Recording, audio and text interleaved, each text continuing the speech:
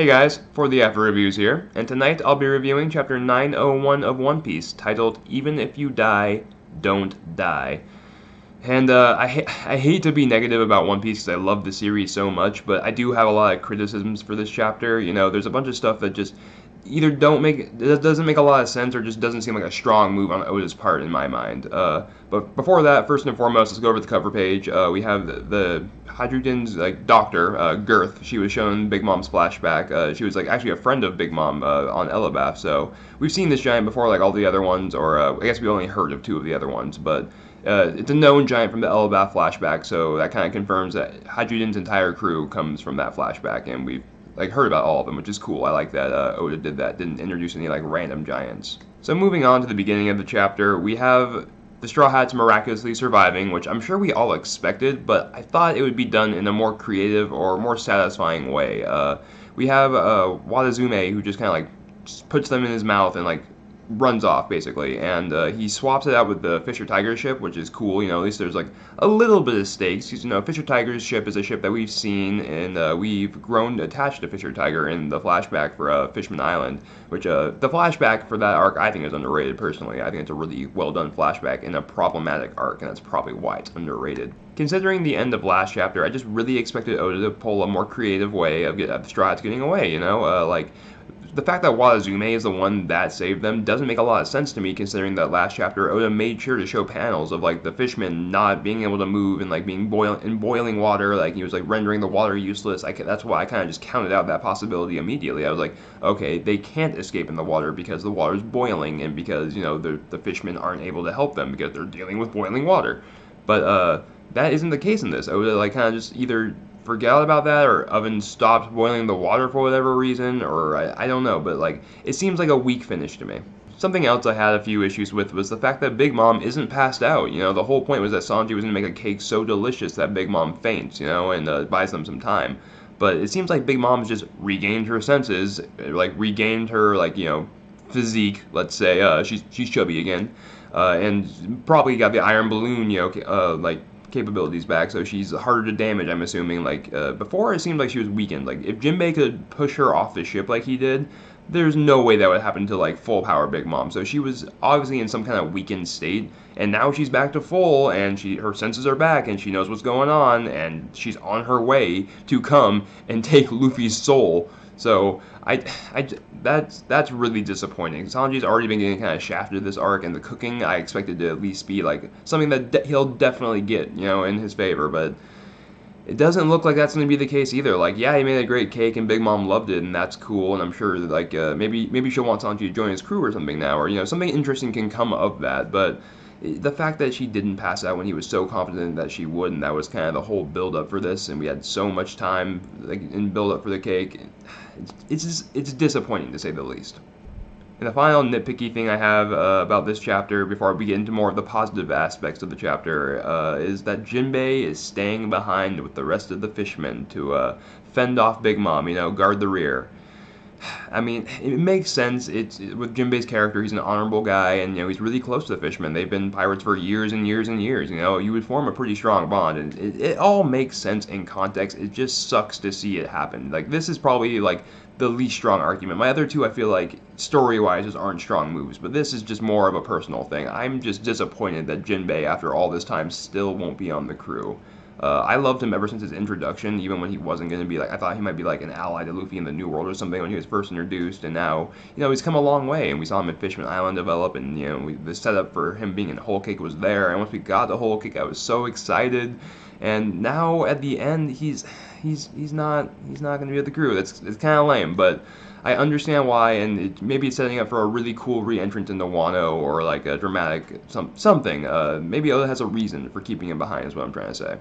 My personal hope is that Oda is keeping Jinbe behind because he's trying to make sure the monster trio develops more before Jinbe joins the crew. See, I'm in the camp where I want the monster trio to remain the monster trio. I want Jinbe to be right there under him, but I want it to be almost super clear by the point he joins that hey, Sanji, Zoro, and Luffy are just they're in a different league.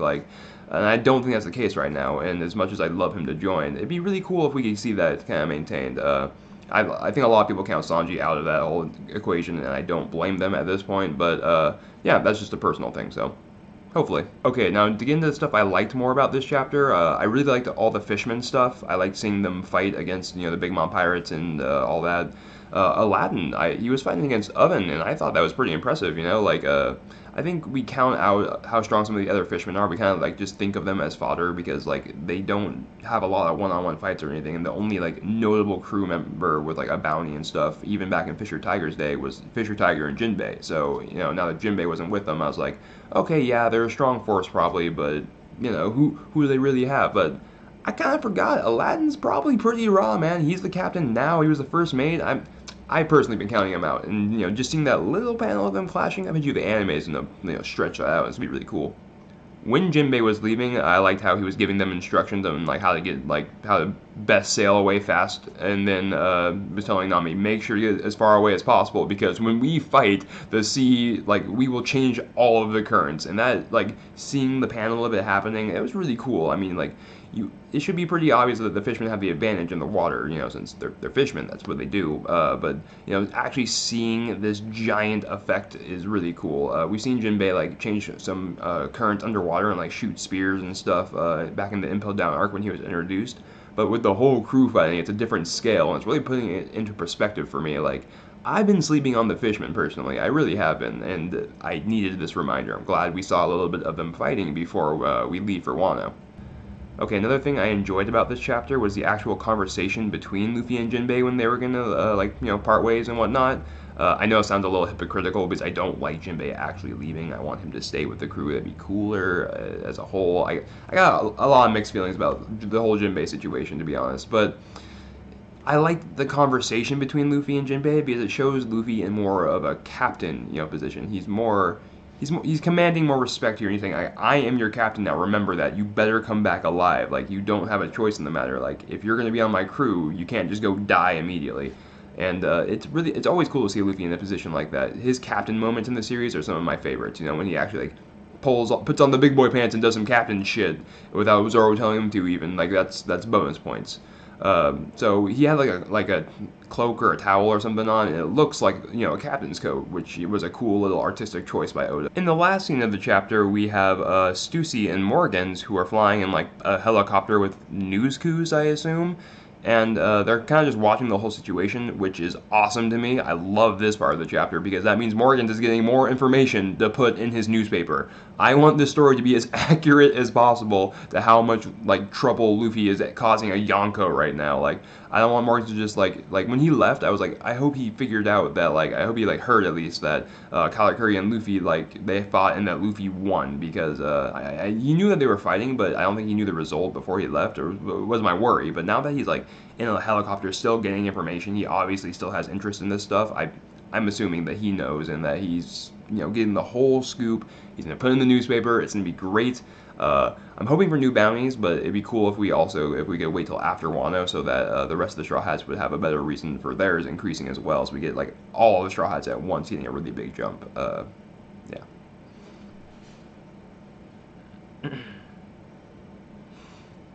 Oh, I almost forgot to mention, we also saw that Moscato is alive again. Charlotte Moscato, anyone remember him from the very beginning of the arc? He had his soul stolen by Big Mom. It's one of Big Mom's sons. I don't remember the exact number, but he was standing up to her when she was going through the first tantrum that she had in the arc that was demonstrating what her food pangs were basically.